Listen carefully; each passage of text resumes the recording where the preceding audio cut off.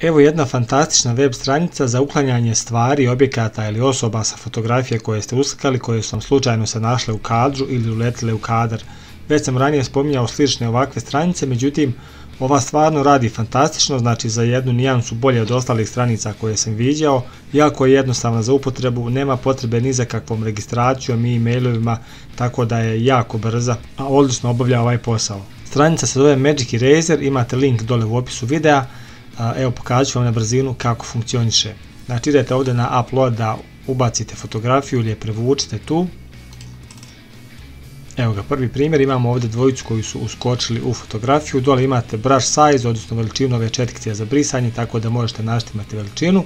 Znači sve što treba da uradite je da pređete sa ovom zelenom četkicom po onome što želite da se ukloni iz fotografije i kliknete dole na Erase. Funkcioniše jako brzo i jako dobro. Kao što vidite, obrisalo ih je i uspješno je, znači popravilo ogradu i odnosno šta je već bilo ovdje iza momaka. Evo vidite, imate ovdje opciju poređenja, tako da stvarno funkcioniše odlično. Ostali programi imaju problema kada ovako treba da se doda nešto što nedostaje, kao što su ovdje ove rešetke u ogradi, nekad ne bude simetrično i slično tome. Evo još jedan sličan primjer koji također nije toliko puno komplikovan. Evo ovdje recimo imamo osobu koja je uletila u kadar, ovo dvoje koji se fotografišu. Evo kad kliknemo na Erase, kao što vidite, znači odradilo je odlično posao uklanjanja i jako lijepo je stopilo ono što ostaje na fotografiji. I evo jedan malo kompleksni primjer, pošto je ovo do sada bilo prilično jednostavno.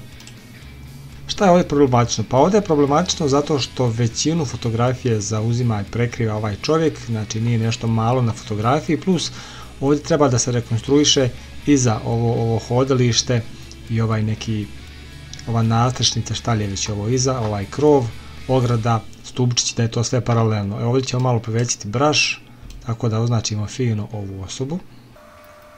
Označit ćemo i sjenku tako da se i ona popravi. Pogledajte kako brzo radi. Ovdje imamo znači 1, 2, 3 nedostatka koje ćemo sada popraviti začas, međutim ono što hoću da vam pokažem je, pogledajte kako je dobro ovo ovdje popravilo, znači kad gledate fotografiju ovako prvi put ne biste nikada rekli da je tu nešto bilo. Evo označit ćemo i ove neke sjenkice koje su nam ostale. Idemo na Erase i eto ga, znači odlično je odradilo posao. Evo pogledajte kad uporedite, znači fantastično. Ako ti je ovaj tutorial pomogao, prijavi se na moj kanal jer snimam zanimljive i brze tutoriale o hardveru i softveru, a svakako bi mi podrška dobrodošla. Hvala.